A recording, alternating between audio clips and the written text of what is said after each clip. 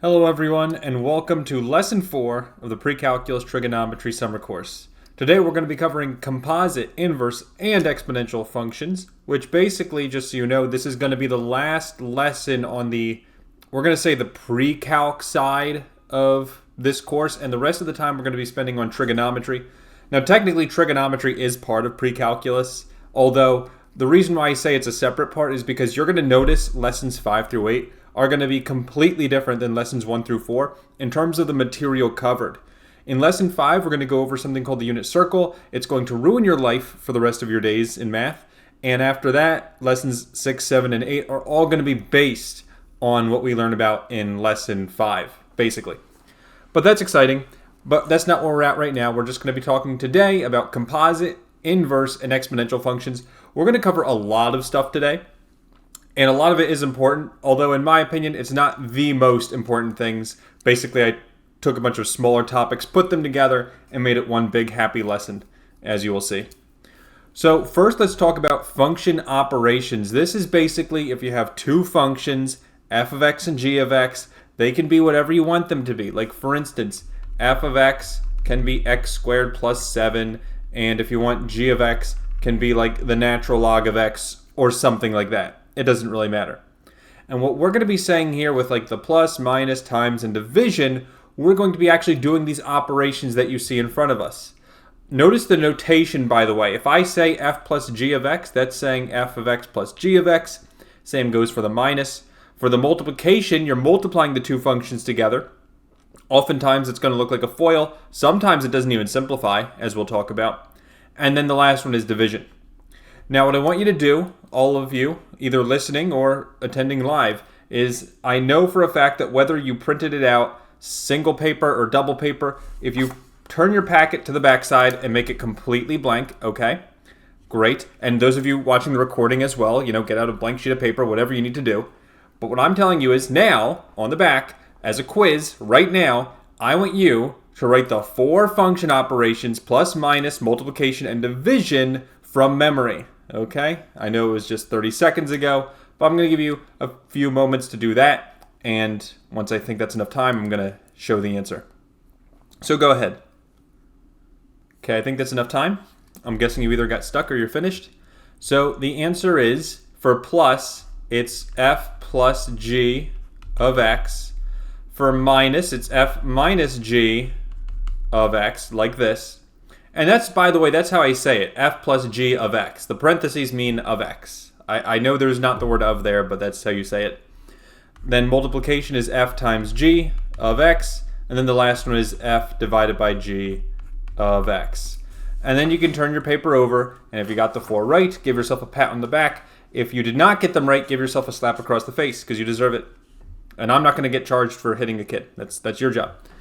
So now we have some examples where we're actually going to do this. Number 1, for the following problems, let f of x equal x squared plus 4 and g of x equals 3x minus 7, and we're going to do all 4 and see what it looks like. I'm going to do the first one to show you what I do. So for x squared plus 4 times 3x minus 7, watch this.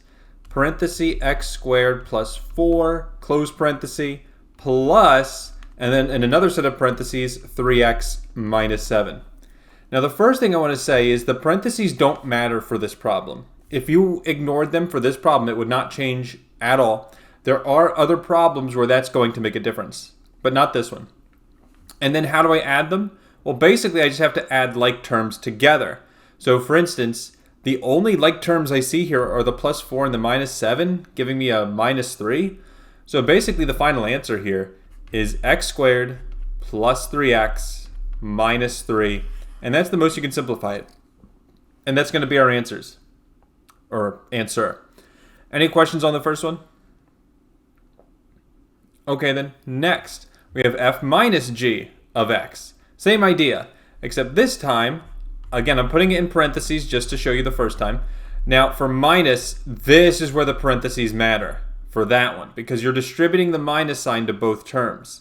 In other words, it's going to look like x squared plus 4, I'm not even changing x squared plus 4, but then it's going to be minus 3x, and then minus negative 7, that's like a double negative, so that's going to be plus 7.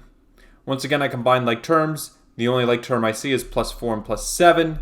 So my final answer is x squared minus 3x plus 11. And that's our answer for the subtraction one. Now for the multiplication, this is where it starts to get difficult. So here's what I'm going to do, because I ran out of room basically. Or at least I'm not going to have enough room on my paper. You should have enough room, don't worry. But it's going to be parenthesis x squared plus 4 times parenthesis 3x minus 7. If you notice here, if you're multiplying this and you want to simplify, this will be a FOIL. First, outer, inner, last. So let's do that. This should be a review from Algebra 1, basically. So x squared times 3x, hopefully you remember. The 3 is just a coefficient, so it goes out in front. And then x squared times x will be x cubed. So the first term is 3x cubed. The next one, we'll do outer next. It's x squared times negative 7. Those are not going to combine exactly. You basically just write them next to each other because they don't go hand in hand exactly. They can't mix. So minus 7x squared. Then 4 times 3x. You can do 4 times 3 is 12. So plus 12. And then the x just goes there at the end. And then the last is 4 times negative 7, which is minus 28. And then do you have any like terms? No. So then you can circle this. This is your final answer. By the way, if you don't have it written in the order I have it written as, it's fine. There's a lot more than just one correct way to write this. This is just the way I have it. And in my opinion, it looks the nicest because it's highest degree to lowest degree, which always looks the nicest. And then the very last one we have, f divided by g of x. This one's going to look confusing. You've got x squared plus 4 divided by 3x minus 7. And then how do you simplify this? It's simple. This cannot simplify. How could you? Like, there's nothing to even simplify it with. Nothing cancels. Let's say hypothetically something canceled, then yes, you could simplify it. And what would that look like as an example?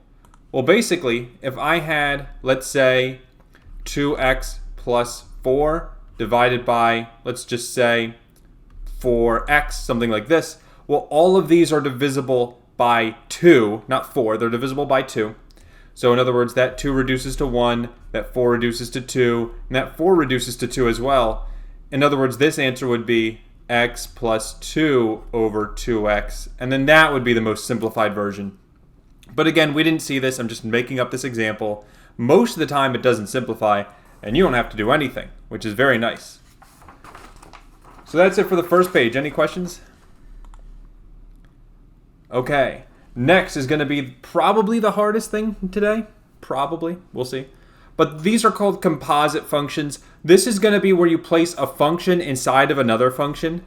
And by the way, this is not fog. This is how you would say f of g of x. That's how you say it. And then the next one is you would say g of f of x. That's how you say it in English. It's not fog and it's not goff, obviously.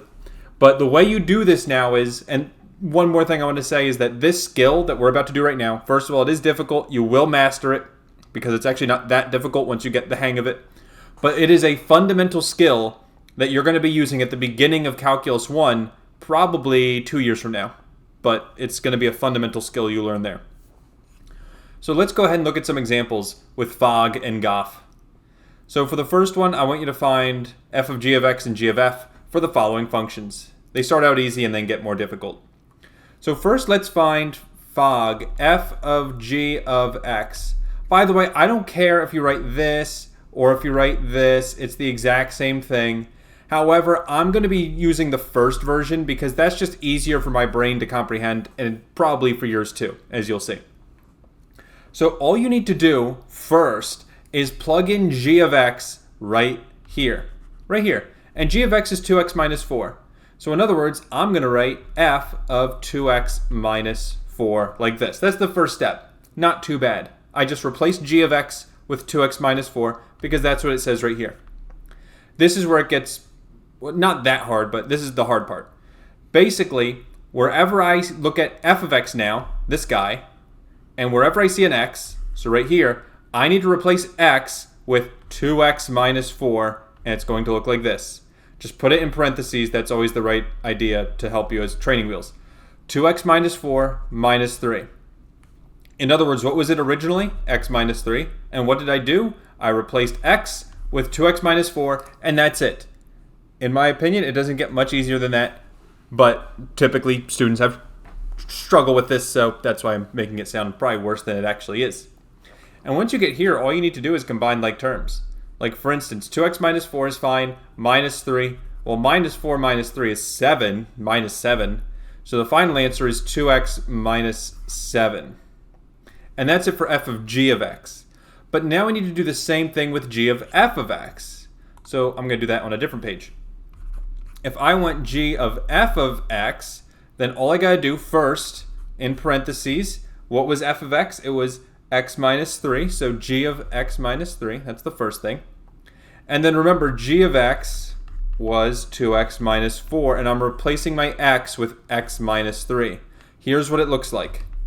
2 parenthesis, x minus 3, close parenthesis, minus 4. Hopefully that makes sense. If it doesn't make sense, please ask now. If you're watching the recording, leave a comment or send me an email. So now, just to simplify, distribute the 2 to both terms. It's going to be 2x minus 6, and then the minus 4 is not touching the 2, so don't distribute the 2 to the minus 4. And then minus 6 minus 4 is minus 10, so the final answer is 2x minus 10. Any questions on that one? Okay, good. So that's it for the first one. Now we are on to part B. Part B, we're doing the exact same thing, but we just have 2 new functions that we're going to be dealing with. So again, I'll find f of g of x first. F of g of x. And again, the first thing I'm going to do is I'm going to replace g of x with x squared plus 1. Easy. And then the second thing I do is I look at f of x. It was the square root of x. And that's what I'm going to do. I'm going to say square root, and then in parentheses, x squared plus 1. And then I'm going to try and simplify this. Now what's funny is this is just equal to the square root of x squared plus 1. And this doesn't simplify at all. Like, we're done. That's it. Sometimes it doesn't simplify. We're happy when that happens. So this is good. And now we're going to do the exact same thing to find g of f of x. So that's going to be g of f of x.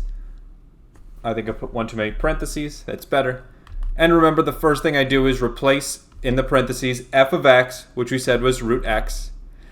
And then I remember g of x was x squared plus 1. So I need to replace x with root x.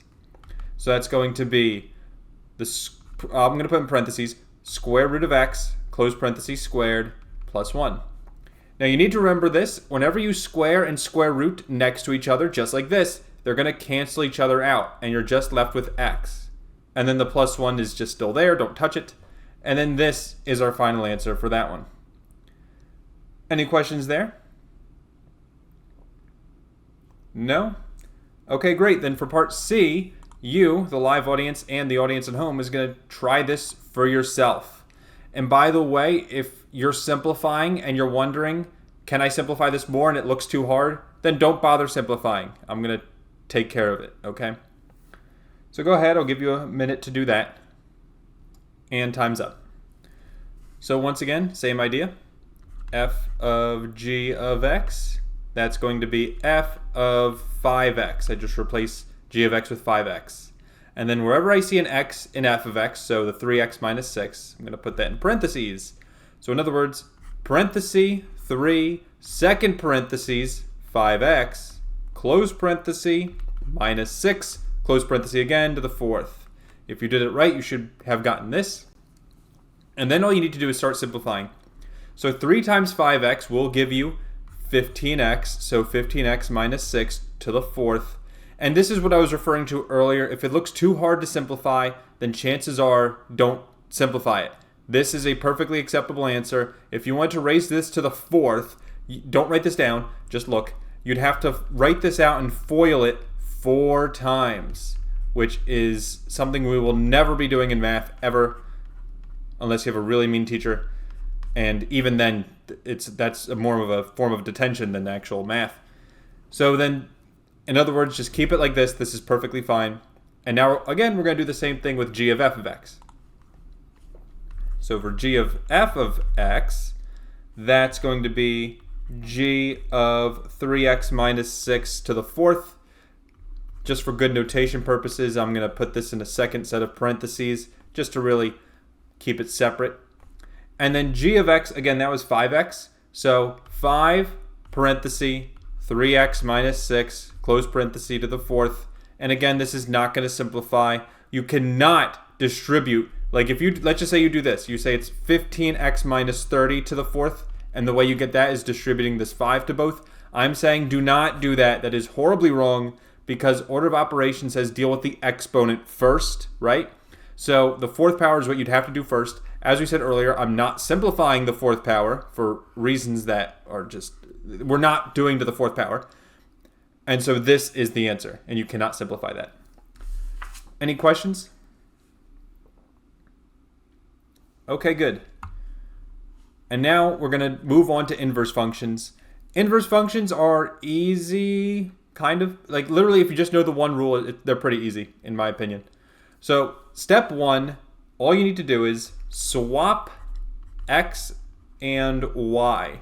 And then step 2 is solve for y. And that sounds pretty easy. It's just an easy 2-step process. Now let's look at a bunch of examples. Number 3, find the inverse of the function, then plot both on the same graph. As you can see, I clearly skip b. I just go straight from a to c. We're going to ignore that.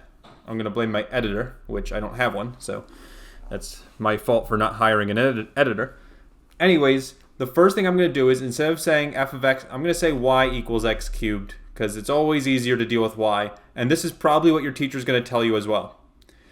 Next, I'm going to swap x and y, and it's going to look like this. X equals y cubed. And then step 2 says solve for y.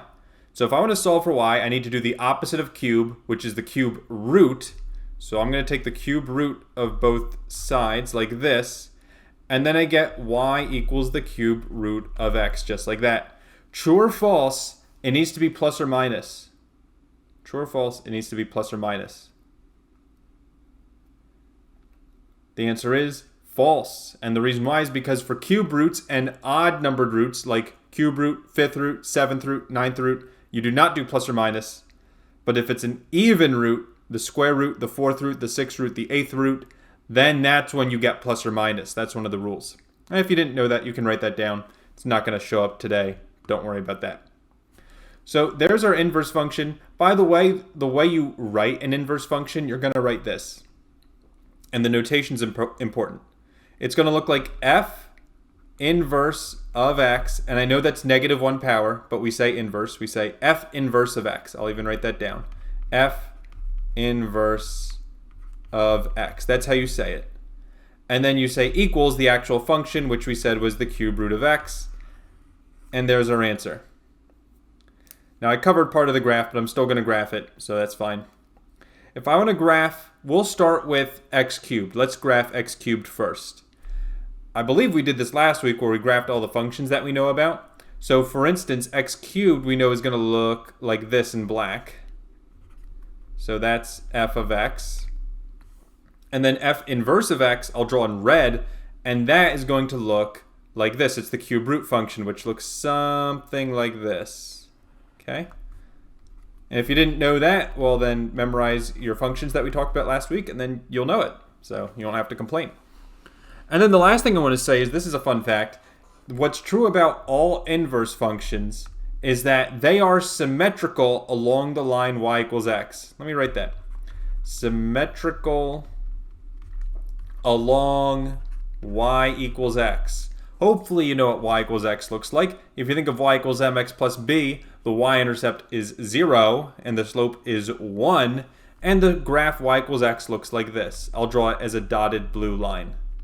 And if I draw my function and my inverse function perfectly, you'll see my blue line cuts it in the middle, kind of like a DNA strand.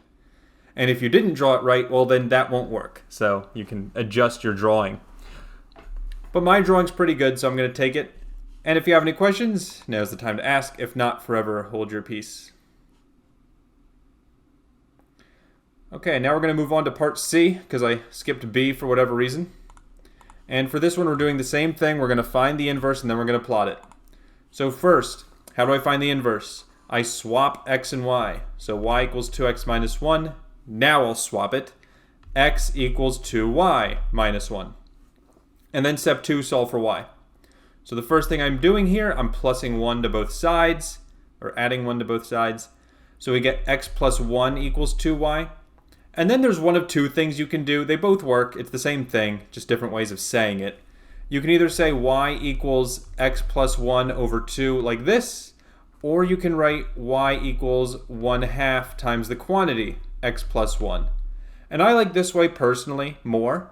Again, they both work. I'll circle both because they are both right. But the reason why I like the second one more is because I can distribute the 1/2 and I get y equals 1/2 x plus 1/2. And that just looks a lot better because now I can plot it very easily because that's just m is 1/2 and the y-intercept is 1/2. I know how to plot that. Hopefully you do too. This is like Algebra 1. But again, now I'm going to plot them side by side. So first I'll graph f of x, 2x minus 1. So that means the y-intercept is minus 1. And we've got a slope of 2. Okay, so I know it's going to look something like this. Okay, so that's f of x. And then f inverse of x, my inverse, has a slope of 1/2 and a y-intercept at 1/2. So here's 1/2. And then, yeah, this one's kind of tricky, so just watch what I do. Slope of 1/2 is up 1 over 2. Up 1 over 2. There's the next point. Notice none of my points are going to be on a perfect square grid. They're all going to be on the half grids. And that's okay. I just go up 1 over 2. Now going the other way, down 1 over 2. Down 1 over 2. And as you can see, I'm forming a straight line. If it wasn't a straight line, I'd be worried. My dots would probably be wrong. And there we go. If I connect the dots good enough, I get that. Again, that's f inverse of x. F inverse of x. And once again, if I draw a blue dotted line down the middle across y equals x, it should cut it perfectly in half, which I believe it does. And that's how you know you did the inverse properly.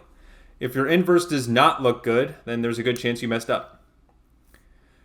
Now, one thing I am going to tell you, and I think, if I remember correctly, I think I was careful with this in the homework.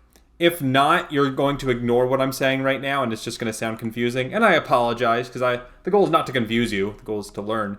But you're going to notice some functions don't have inverses. We don't talk about that today, but some functions don't have inverses. Let me show you.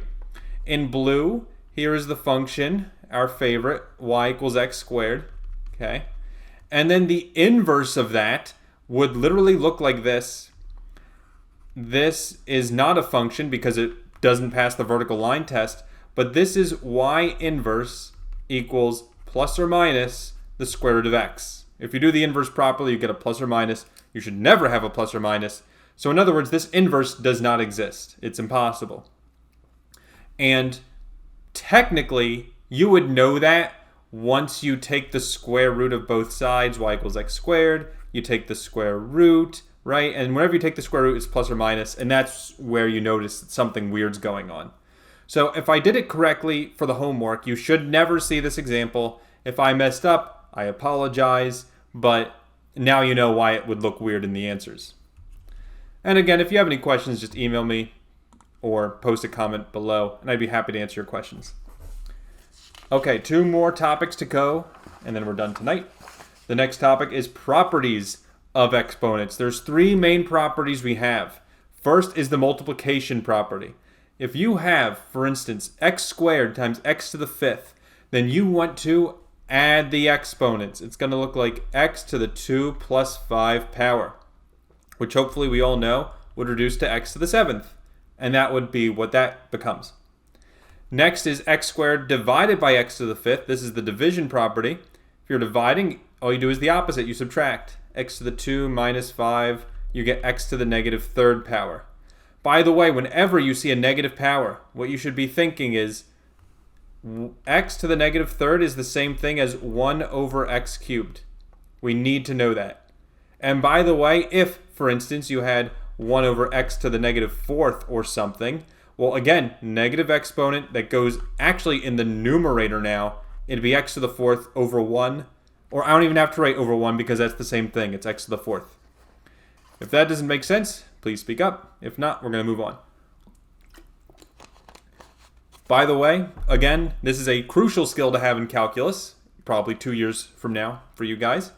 But still, it's a very important skill to have, believe me.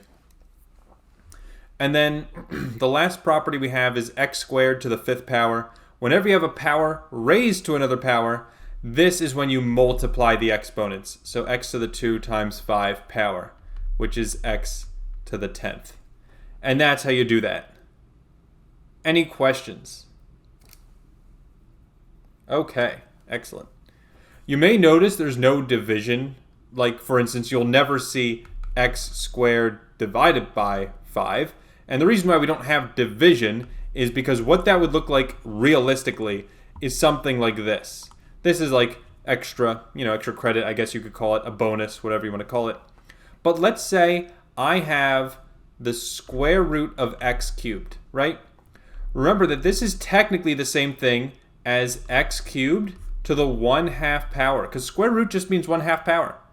And if you have x cubed to the 1/2 power, then what this looks like is x cubed times 1/2. So in other words, there is no division, but you're multiplying by a fraction.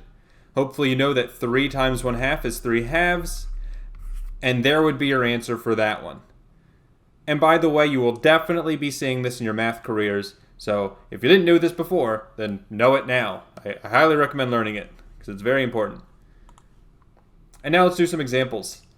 So for part A, we have, that's funny, I have 2 part Ds because I really love part D. Anyways, it's because my name's Dan. That's obviously the reason why. So part A, we have 4 to the x plus 2 times 4 to the x. Again, I need to add these together because this is the multiplication property. Now this would confuse a lot of students, but don't worry, I'm just going to literally add them. It's x plus 2 plus x. Now this is not our final answer because this can be reduced. X and x are like terms. The final answer is x plus x is 2x. So the final answer is 4 to the 2x plus 2 power. And that's it. Okay, next one. We have 5 squared times 5 to the 6 divided by 5. We never talked about if you have multiplication and division in the same problem, but I bet you can guess what's going to happen. So basically, 5 squared times 5 to the 6, in the denominator you have a 5 to the 1st, there's an invisible 1 there, and then all you need to do is, you need to say 5 to the 2 plus 6 power, because the top was multiplication, and then the bottom is division. Remember, division is minus, so minus 1. And so 2 plus 6 is 8, 8 minus 1 is 7, the answer is 5 to the 7th, and there we go. Any questions there?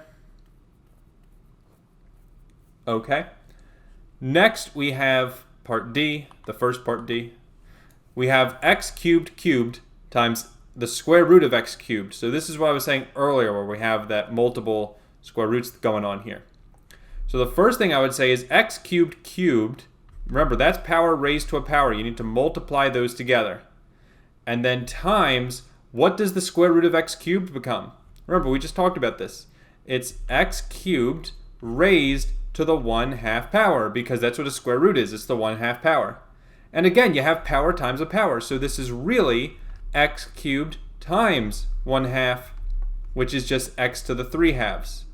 So bottom line, we have here x to the 3 times 3 power, which is x to the 9th, and then times x to the 3/2 power. Now we're not done here because we can combine these. We have the same base. You can only multiply exponents together if there's the same base. In other words, if let's just make up a number. Let's say I had 5 to the 9th times 4 to the 3/2. Well, then I cannot combine these because it's not the same base. 5 and 4 is not the same base. But if let's say they were both 5, let's say it was both 5, well, now I can combine them. That's what I'm trying to say. And so that's why I can combine them here. It's because x is in the base for both. But now, the problem that eludes most people your age, and especially college students, I swear college students did not pass the SAT because they cannot add fractions, which is like, I don't understand how, but oh well. We need to do 9 plus 3/2. If you remember how to get a common denominator, then that's what we're going to do. It's x to the 18/2 plus 3/2. And if you're having trouble with adding fractions, I've got good news for you. I'm hosting an Algebra 1 lesson tomorrow morning, Tuesday morning at 8:30 a.m., where the lesson is all about adding fractions. So if you want to go back to Algebra 1 and learn how to add fractions, then I encourage you to do that. And I apologize if me dripping with sarcasm is hurting your feelings. That's my bad. Anyways, the answer is x to the 21 halves power. Yes, this is an ugly answer, but don't worry, it's the right answer, and that's all that matters. Any questions there? Now for the last one. The last one's by far the hardest, probably because we're dealing with this number e, which many of you have probably never even seen before. If you're curious what the number e comes from, it has a name. E is called Euler's number, and his name is spelt like this. Yes, it looks like Euler. So if you ever heard of Euler's number, they're pronouncing it wrong. It's actually pronounced Euler's number, like oil, the stuff you put in your car. And what that number is, I'll just show you a little proof real quick.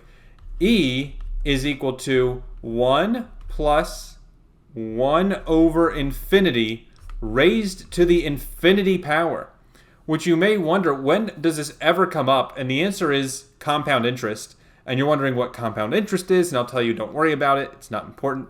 But basically, this number, just like how pi goes on forever, well, e goes on forever as well. And we're going to round it off to 2.718 for today.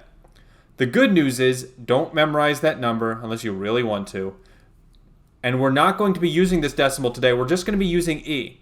In the same way, we can use pi or 3.14. They're both correct. I'm going to be using e today because that's perfectly fine. There's no rule against using e.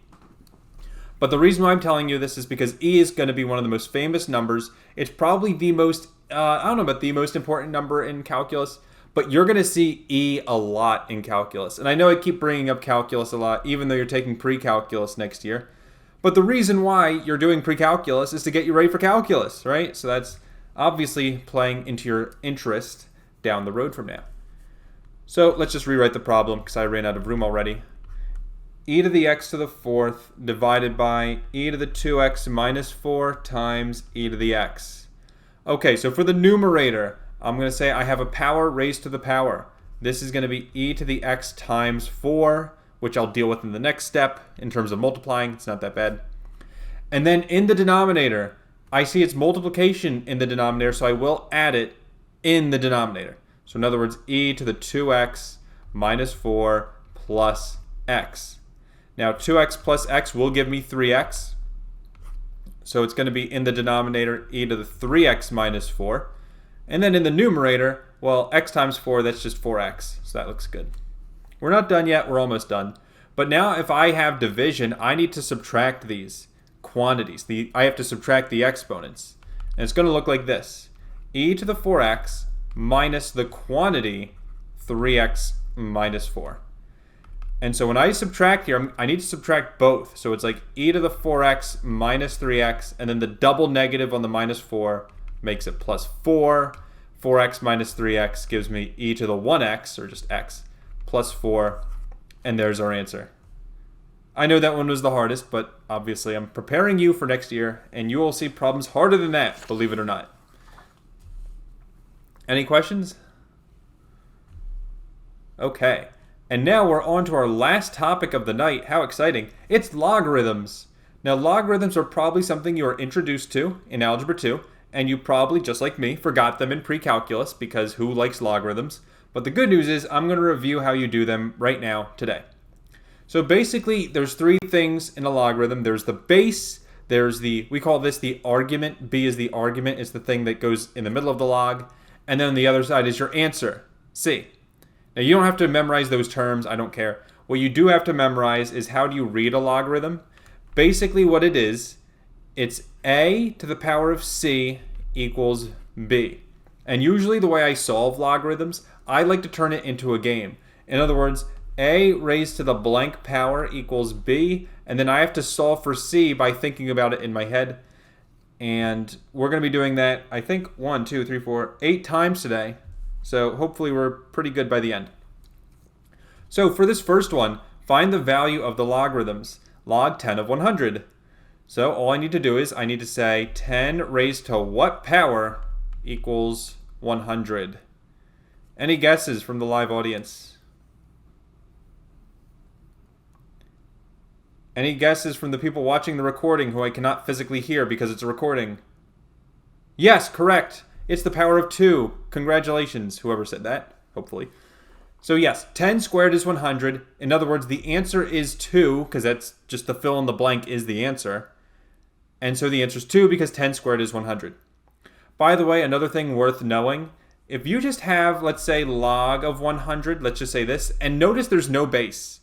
By default, if there's no base, it's always 10 automatically. So if you don't see a base here, then automatically the base is 10. We'll be looking at that at the end of this page. Next, we have the natural log of e. This ln right here, it has a name. It's called the natural log. And the reason why it's called the natural log is because, well, I don't know why. That's a good question. But it uses e. And what natural log is, whenever you see ln, it's the same thing as log base e. So what we have here is log base e of e, which is the most famous logarithm because it's the only one that looks really funny. No other log has a special name other than this one. So then, the question is, e raised to what power equals e? And the correct answer is 1. E to the first power equals e, so the correct answer to part B is 1. Okay, next, log base 2 of 16. Again, playing the game, we have 2 raised to what power equals 16. I'm just going to tell you the answer because this is either something you know or you don't. The answer is 4. 2 to the 4th power equals 16. And the reason why I know that is because 2 times 2 is 4, times the third 2 is 8, times the fourth 2 gets us to 16. So the answer is 4. Next, log base 4 of 1/2. This is the first one that you're really going to have to think about. So remember, it's 4 raised to what power equals 1/2. Now let's just think of some ideas, shall we? Like for instance, let's try 4 to the 1 power first. 4 to the 1 power is 4. We're too high. We need to get 1/2. And whenever you're too high, you need to go down. So what's below 1? Let's try 0. 4 to the 0. Hopefully you know anything to the 0 power is just 1. And 1 is still too high because we have 1 and we need 1/2. Okay, fine. Then I'm going to go even further. I'm going to go to 4 to the negative 1. So 4 to the negative 1. Remember what we said about negative powers? It means you put it in the denominator, so you have 1/4. In other words, we now went too far, right? Because 1/4 is smaller than 1/2. So it's got to be something in between 0 and negative 1. The answer ends up being negative 1/2, and let me show you why, because this is something that maybe you didn't know about. So 4 raised to the negative 1/2 power looks like this. Remember that negative exponents simply means it's in the denominator. So you have 4 to the 1/2 power in the denominator. And then what the 1/2 power means, it's a square root. So you have 1 over the square root of 4, because remember that's what 1/2 power means. And the square root of 4 is 2, so that's why it's 1/2, which is what we wanted. In other words, the fill in the blank was negative 1/2. So that's our answer for part D. Any questions on that one? Okay. And again, the easy way to check this, I don't know if it's easy, but one way you can check this is you just plug in numbers, and if it's too high, you need to go lower by 1, and if it's too low, you need to go higher by 1. And it can be negative. Don't rule out negative numbers. Okay, next, part E. Log base 5 of 1. Again, playing the game, we've got 5 raised to some power equals 1. Hopefully you remember this from part D, because I did mention this offhand. Anything raised to the 0 power is 1. So in other words, the answer is 0, because 5 to the 0 is 1. By the way, for any of these problems, if you don't believe me, you can plug them in your calculator, and your calculator will of course agree with me, because I pay off the calculator a lot of money to agree with me with whatever I say. So now we're off to the natural log of 1. Remember, natural log just means log base e of 1. And again, e raised to what power equals 1. There's only one right answer. And again, it's 0, because anything to the 0 power is 1. Okay, now 2 more to go. Last 2 are fun. You'll notice there's no base. There's no base e, there's no base 2. And that's because this is log base 10, right? Because whenever I don't give a base, it's 10 automatically. And that just means I have to say 10 raised to what power equals negative 1. Again, we have to play the game. So if I do, for instance, 10 to the 0, we already know that's 1, and I need negative 1, so it's still too high. I need to go lower. Let's try 10 to the negative 1. So 10 to the negative 1, remember, negative exponents do not mean negative number. It means it's in the denominator. So it's 1 over 10. Still too high, because 1/10 is like 0.1. I need negative 1. Okay, let's try 10 to the negative second. 10 to the negative second is going to be 1 over 10 squared, which is the same thing as 1 over 100, or 0.01. Again, not negative 1. And as you can imagine, as you're starting to think about the pattern here, even if I did 10 to the negative 99th power, which is 1 over 10 to the 99th power, which is 0.00000000 99 times and eventually capping off at a 1, I'm never going to get a negative number. And so what does that mean? It means if you plug in log of negative 1 in your calculator, which is the question here, the answer is error, or at least that's what your calculator says. The real answer, I guess you would say, is no solution. We would say no solution. And the error is what you get when you plug it in your calculator. And that's just your calculator, again, agreeing with me that it's not possible. And so actually, we love it when it's a negative number because that means you don't have to think very hard. You just say no solution. And then for the very last one, it's log of 0. 10 raised to what power equals 0? Because again, no base means base 10. And as you can imagine, it's the same problem. Like, you're never going to get 0. The closest you can get is 0.000000001, but even that's not 0. Again, your calculator will say error. The correct answer is no solution. Any questions there? And by the way, I believe we talked about this last week, about what the log graph looks like. Because the log graph looks like this, and it's got a vertical asymptote at 0. Now you know why it has a vertical asymptote at 0. It's because it's never going to touch 0, and you'll get really, really, really, really close, like 0.00001, but you're never going to touch 0 exactly. And that's fine. We don't care. We just do what the log does, and we're happy with that. Any questions? Okay. Next, we have properties of logarithms. So just like how we had properties of exponents, we do have properties of logarithms. This was, I remember, some of my favorite stuff in Pre-Calc, probably because I just thought it was really easy and fun and a fun puzzle. And that usually means that you're not going to like it, but I like it, so I'm going to enjoy the next 10 minutes. So first we have the log of x times y. Whenever you have multiplication inside the logarithm, this is going to equal log of x plus log of y. And you'll notice I'm not having the bases here. I don't really care. I just have some base, whatever. It's log x plus log y. Next, log x divided by y. I bet you can guess what this is going to be. It's going to be the log of x minus the log of y, because division means minus. And then finally, this is the power property. This one's completely different. This is actually wild that this even works. But the answer is, if you ever have an exponent, you can pull the exponent out in front, so you have 5 times the log of x. That one's cool, and we're definitely going to be using that today. Now, a couple of misconceptions I do want to address. There are some misconceptions here with the logs, and that's okay, as long as you don't do this on the test. But the misconceptions are, let's say you have log of x plus y. Well, then obviously this must equal log of x times log of y. And the answer is no, this is not true. This is horribly wrong. If you have log of x plus y, you're done. This cannot simplify. Don't simplify it. You're done. Okay, next misconception. If you have log of x squared plus 1, then by the power property, this is equal to 2 log of x plus 1, because you bring the power out in front. Again, no, horribly wrong. If you see this, you're done. This cannot simplify. You're done. The only time you can do what I just did is if the whole thing is squared, like this. Okay, fine. Now you can write this, and this is right, because the whole thing was raised to the second power. And that's important.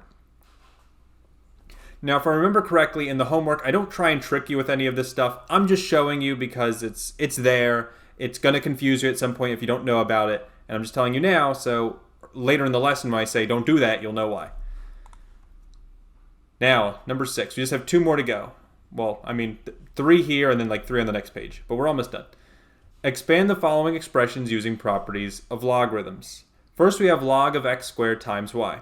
Again, this is the multiplication property. So what I can write is, I can say log of x squared plus log of y, because the multiplication is inside of the logarithm. And then again, I have that power property because it's x squared. So my final answer is 2 log of x plus log of y. And by the way, sometimes you'll see either me or your teacher be lazy. They'll write 2 log x plus log y. They won't put it in parentheses. And technically that's okay too. Most of the time it doesn't matter. Sometimes it does matter, but most of the time it does not. So I'm not going to make a big deal about it. Okay, now the next one. Next one's kind of tricky, but it proves an important point. As you can see here, we have 2 things going on here. We have division, and we've got a square root of z, which we'll deal with that. Don't worry. Write small for this one. This is a couple of steps.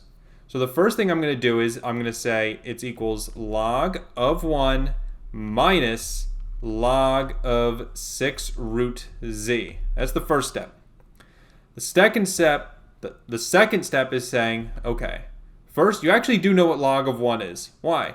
Because it's 10 raised to the blank power equals 1, and that is automatically 0. So in other words, that's 0. Most of the time, you don't have to simplify that, but since I know the log of 1, I'm going to write it, especially when it's 0. I can just ignore it now for the rest of the problem. Okay, now the next thing. This one you probably don't see coming. But what I'm going to say is this is technically multiplication here.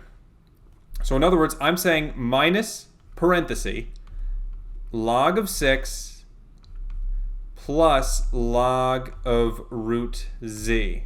Notice I'm putting that in parentheses because I am going to have to distribute that negative sign. And what I will end up getting is log of 6, negative log of 6 minus log of root z.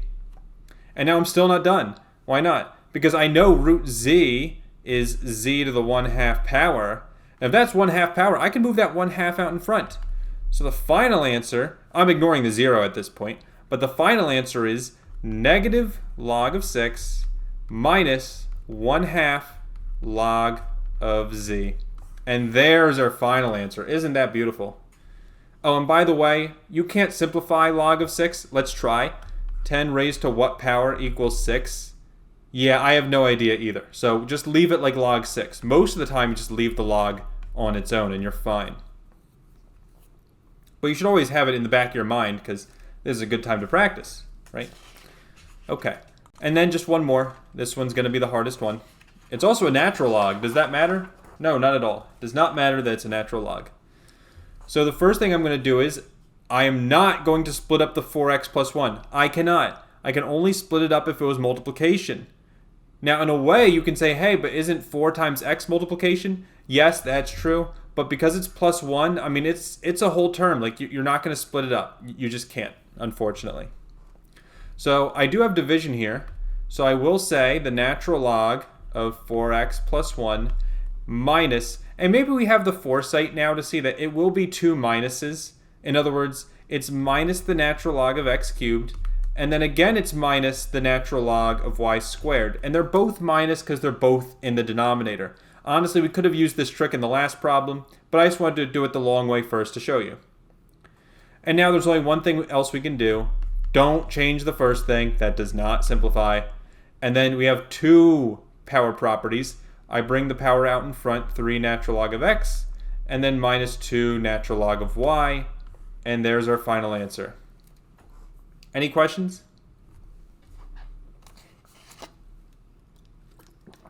Now, by the way, this is known as expanding logarithms. You may be wondering, when would I ever use this? I have 2 answers for that question. The first answer is you'll use it in calculus, obviously. And the second answer is, well, yeah, sure, you know you'll use it in math, but when do you use it in the real world? And the short answer for that is never. And the long answer for that is, well, basically everyone who graduates from college with any, well, maybe not any degree, but I can tell you this, any degree in engineering or let's say economics or business, you are going to have to do this at some point in your life.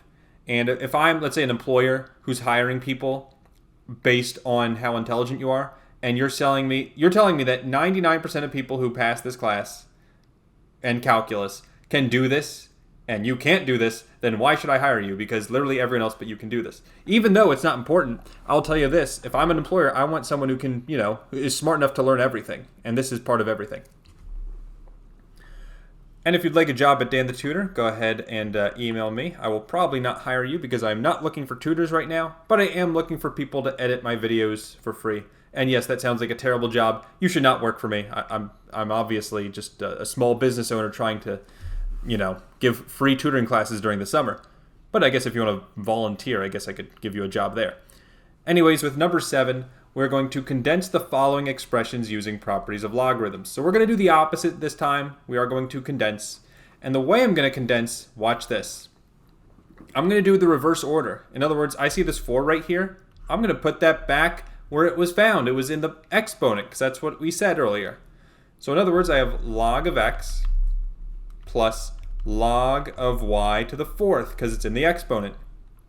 And again, plus becomes multiplication. So our final answer is log of x times y to the 4th. And there we go. Now we just condensed it. Isn't that so cool? You don't have to answer that. Next, we're going to do the exact same thing. So first, log of 2, don't touch that, that cannot be simplified, plus log of, I'm moving that 1/2 to the exponent, so it's now x to the 1/2 power. If you'd like, you could even say square root of x. I'll probably write that in the next step. And then minus log of y cubed. And again, it's y cubed now because you move the 3 to the exponent. And then for the last step, plus becomes multiplication, but the minus will become division. Let me tell you what that means. First, log. Get a big set of parentheses going here and get a fraction bar, because as we know, there will be a numerator and there will be a denominator. In the numerator, I have 2 times x to the 1/2. I'll just write that as square root of x, because that looks nicer. But you don't have to. If you want to write 2x to the 1/2, that's perfectly fine. I don't care. And then in the denominator, because it's minus, I've got my y cubed. And then we're done. This is it. But that was fun, at least for me. And then for the last one, I would love to let you do it on your own, but this is honestly probably the hardest example of all, so I'm going to do it here. I mean, if you're watching the recording, you can pause it. I don't really care. You can try it. But first thing I'm going to do is the coefficients out in front will go in the exponent. So in other words, I have natural log of 3 minus x minus the natural log of quantity 2y minus 1 squared. Remember, the whole thing squared. Don't forget that. And then plus the natural log of z to the 1/2, which again, in the next step, I'll probably write as a square root. And whenever I see positive, that goes in the numerator, and whenever I see negative, I'm looking at you, 2y minus 1 squared, that's going to go in the denominator. So in other words, natural log, again, big set of parentheses here with a fraction bar. In the numerator, I have the quantity, 3 minus x, times z to the 1/2 power, which again, I can write as root z if I want to. That's it for the numerator. For the denominator, I've got 2y minus 1 squared. So 2y minus 1, and then quantity squared. And there we go. And you'll notice this cannot simplify anymore, I promise. Like, you can distribute technically, but that's not going to look any prettier, and this is going to look terrible if I try and reduce it anymore. This is perfectly fine. And if you don't have any questions, you're free to go. Thank you all for joining me. This was a long lesson, but we covered a lot. I'll be posting the homework after this, and I hope you have a great rest of your day. Take care, and bye-bye.